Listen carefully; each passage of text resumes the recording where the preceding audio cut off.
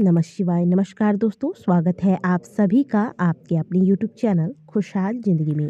दोस्तों आज है रवि पुष्य योग।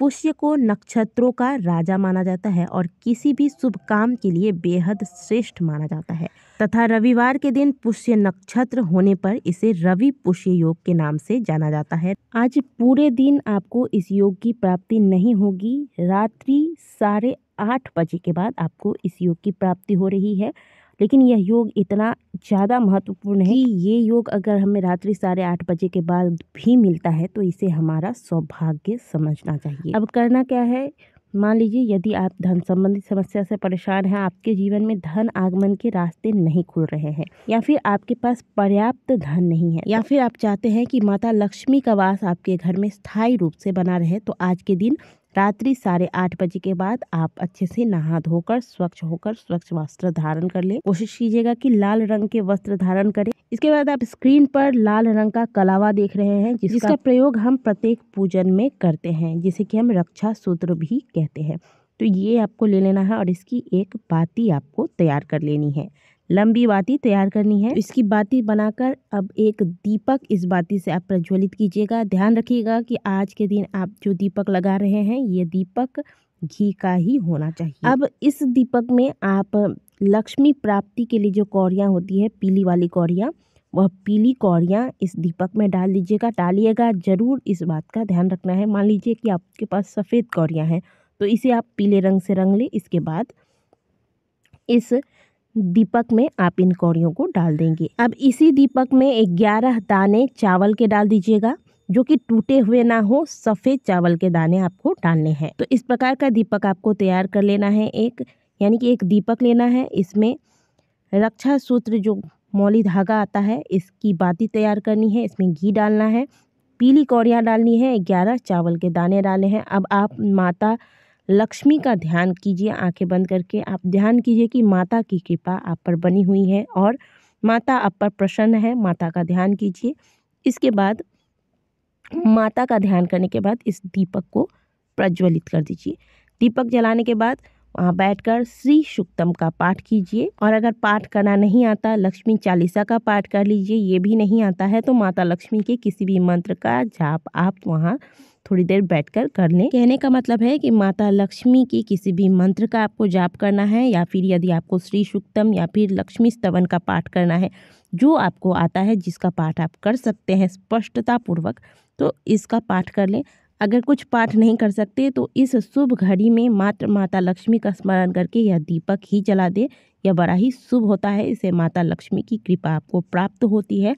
कोई ज़रूरत नहीं है कि रात भर इसके पीछे आपको परेशान होना है। रात भर इस दीपक को जलाने की भी कोई आवश्यकता नहीं है।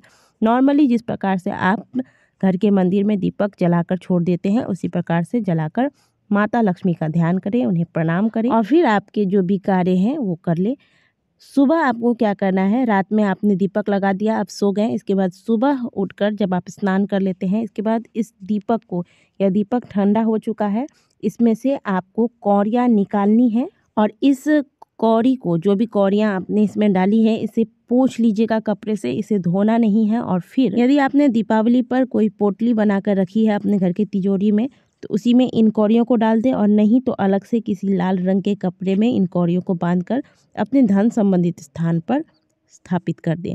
और जो भी चावल के दाने इत्यादि दीपक में आपने डाले थे उन्हें आप पंछियों को दे दें, या फिर दीपक सहित इन्हें नदी में प्रवाहित कर दें। रवि पुष्य योग के दौरान गौ सेवा करना बड़ा ही श्रेष्ठ माना जाता है। इस दौरान गौ माता को चारा या फिर रोटियां अवश्य खिलाएं, लेकिन यह योग आपको रात्रि 8:30 बजे के बाद प्राप्त हो रही है, तो ऐसे में हो सकता है कि सभी इस उपाय को ना कर पाए, तो परेशान ना हो। जिनके घर में या फिर जिनके घर के आसपास गौ माता है, उन्हें अगर आप संभव हो तो उन्हें भोजन करा दें, और नहीं करा सकती तो कोई बात। अब अगली चीज़, आज के दिन हत्था जोड़ी अगर आपको प्राप्त हो जाती है तो इसे घर में लेकर आएँ और इसे चांदी की डिबिया में सिंदूर के साथ भर के रखा जाता है, और इसे जहाँ भी स्थापित कराया जाए वहाँ माता लक्ष्मी को आना ही पड़ता है, ऐसी मान्यता है। तो रवि पुष्य योग के दिन अगर आप घर में हत्था जोड़ी लाकर इसे चांदी के सिंदूर की डिबिया में भर के सिंदूर के साथ भर के रखते हैं, घर के धन संबंधित स्थान पर रखें, यानी कि घर में तिजोरी है वहाँ रखें या फिर पूजा वाले स्थान पर रखें। और प्रत्येक रविवार को इसमें थोड़ा थोड़ा सिंदूर लगाकर धूप दीप दिखाते हैं। तो ऐसी मान्यता है कि माता लक्ष्मी का वास ऐसे घरों में स्थायी रूप से होता है। यदि घर में कोई ऐसा बच्चा है जिसका पढ़ाई में मन नहीं लगता, तो ऐसे में रवि पुष्य योग के दौरान शिव महापुराण में वर्णित एक बड़ा ही सुंदर सा उपाय बताया गया है। उपाय क्या है? उपाय यह है कि आपको एक पान का पत्ता लेना है, सुंदर सा पान का पत्ता ले लें और आपको पीले चंदन लेने हैं। पीले चंदन को घोल लीजिएगा। अब इस पान के पत्ते में सबसे पहले महादेव का नाम लिखें, इसके बाद माता पार्वती का नाम लिखिएगा और फिर इसके बाद माता सरस्वती जो कि विद्या की देवी है उनका नाम लिखिएगा। मान लीजिए कि आपके पान के पत्ते जो है आपने जो लिए हैं उसमें नाम लिखना संभव नहीं है, छोटा साइज है पत्ते का, तो आप महादेव का स्मरण करके एक बिंदी लगा दें ऊपर, फिर माता पार्वती का स्मरण करके एक बिंदी लगा दें, फिर माता सरस्वती का स्मरण करके एक बिंदी लगा दें और फिर यह पान का पत्ता उस बच्चे को, जिस बच्चे के लिए आप यह उपाय कर रहे हैं, उस बच्चे को दे दें और उसके हाथ से शिवलिंग पर इस पान के पत्ते को अर्पित करवा दें। अर्पित कैसे करना है? जो आपने लिखा है या फिर चंदन लगाया है वह हिस्सा पत्ते का शिवलिंग से स्पर्श करता हो, इस प्रकार से यह पत्ता महादेव को अर्पित करना है। अब पान का पत्ता अर्पित करने के बाद आप इसी पान के पत्ते के ऊपर 5 बेलपत्र जो कि कटा फटा ना हो, महादेव का ध्यान करके अर्पित कर दें और इसी बेलपत्र के ऊपर 3 समी के पत्ते महादेव को अर्पित कर देने हैं। ये उपाय आप जिस बच्चे के लिए कर रहे हैं उस बच्चे के हाथों से करवाएं तो यह ज़्यादा अच्छा होता है। बच्चे को बहला फुसला कर मंदिर लेकर जाएं और फिर इस उपाय को कीजिएगा।